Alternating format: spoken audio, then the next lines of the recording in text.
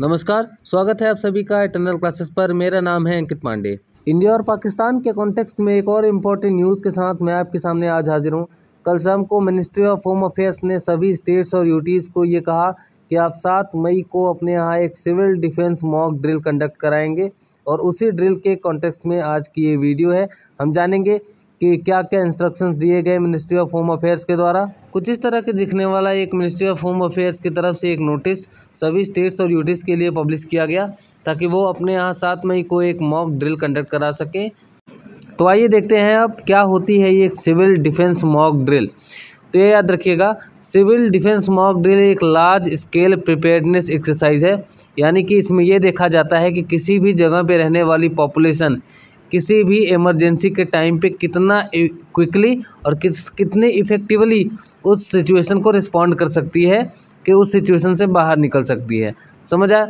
यानी कि जैसे पर्टिकुलरली वॉर लाइक सिचुएशन के समय, जैसे मान लीजिए कि किसी जगह से एरियल अटैक हो रहा है, तो उस टाइम पे हमारी जो सिविलियन पॉपुलेशन है किस तरीके से उस सिचुएशन को हैंडल करती है, अपने आसपास के लोगों के साथ एक रिलेशनशिप, एक बॉन्ड बना के किस तरीके से एक जो कम्युनिटी बेस्ड जो सिक्योरिटी होती है उसका ध्यान रखती है। इन सभी चीज़ों की तैयारी देखने के लिए, और अगर वो तैयार हैं तो फिर ठीक है, उनकी तैयारी को और बेहतर बनाना है। और अगर तैयार नहीं है हमारी सिविलियन पॉपुलेशन, तो उसको उस माहौल के हिसाब से तैयार करना, ये इस ड्रिल का ऑब्जेक्टिव होगा। एम, अगर आप इस ड्रिल के एम की बात करेंगे तो the aim is to reduce panic, तो पैनिक को कम करना, avoid chaos and save life.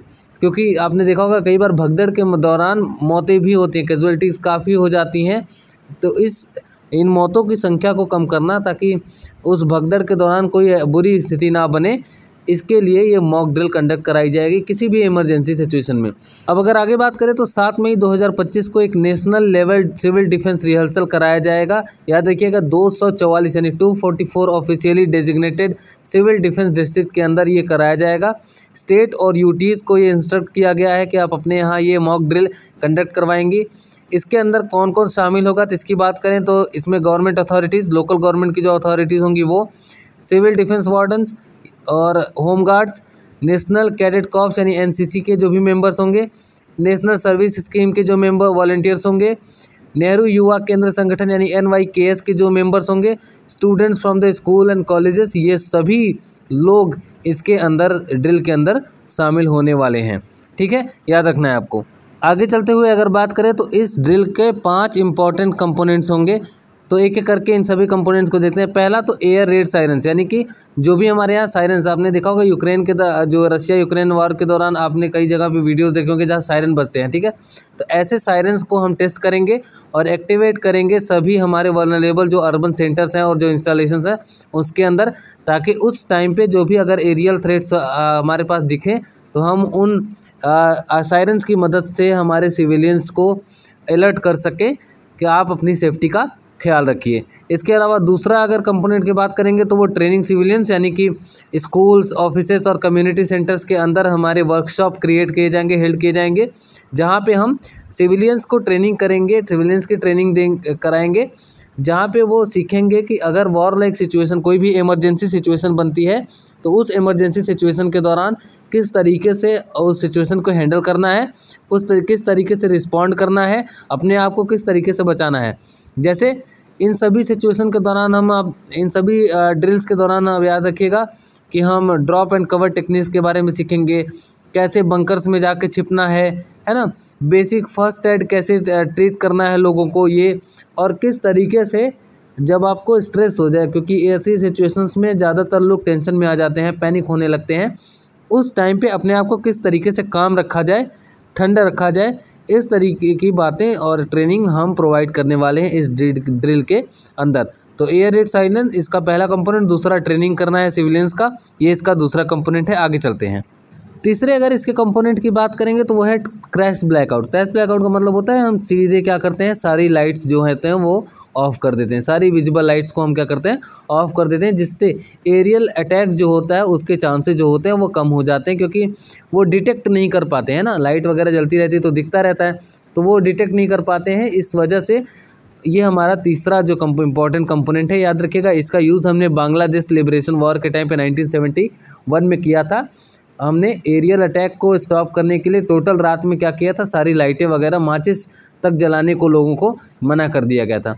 चौथे इंपॉर्टेंट कंपोनेंट की बात करेंगे तो वो है कैमोफ्लेज एक्सरसाइज। कैमोफ्लेज एक्सरसाइज का मतलब है कि जो भी हमारे स्ट्रेटेजिक बिल्डिंग्स और इंस्टॉलेशंस हैं, जैसे कि मान लीजिए कि जो भी हमारे मिलिट्री बेसिस हैं, जो भी इंपॉर्टेंट बिल्डिंग्स हैं हमारे, जैसे ताजमहल, रेड फोर्ट, ये सब, उसके अलावा कम्युनिकेशन टावर्स, जो भी हमारे इंपॉर्टेंट मंदिर हैं, मस्जिद हैं, जो भी हमारे गुरुद्वारे हैं, जो ये इंपॉर्टेंट मंदिर होते हैं ना, जो भी इंपॉर्टेंट जो बिल्डिंग्स होते हैं, जैसे पावर प्लांट्स है, न्यूक्लियर पावर प्लांट्स है, तो इनको हम कहते हैं, इसको हम कैमोफ्लेज करते हैं। इसका मतलब होता है कि इनको ढक दिया जाता है, ऐसे ढका जाता है ताकि इनको डिटेक्ट ना कर पाएँ। जो कोई भी एरियल अटैक हो तो वो उसके दौरान डिटेक्ट ना हो पाए, ऐसा किसी इस तरीके से किया जाता है, इनको ढका जाता है कि ये हमारे दुश्मन की नज़र में आए ही ना, है ना।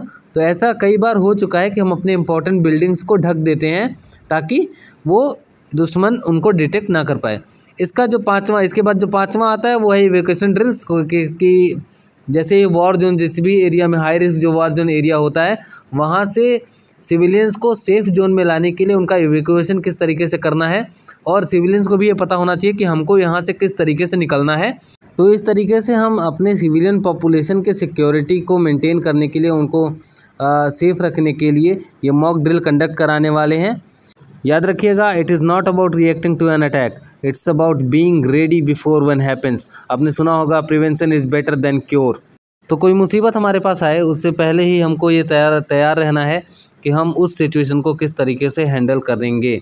वॉर होगा या नहीं ये बाद में देखा जाएगा, पर अगर वॉर होती है तो हम, हमारी जो सिविलियन पॉपुलेशन है, हमारे जो भारत की जनता है, हमारे जो भारत का यूथ है, वो इन सभी सिचुएशन के लिए तैयार होना चाहिए। तो इससे रिलेटेड आगे कोई अगर अपडेट आती है तो मैं फिर से वीडियो लेके आऊँगा एक नया। तब तक पढ़ते रहिए। Please like and subscribe the channel for more updates.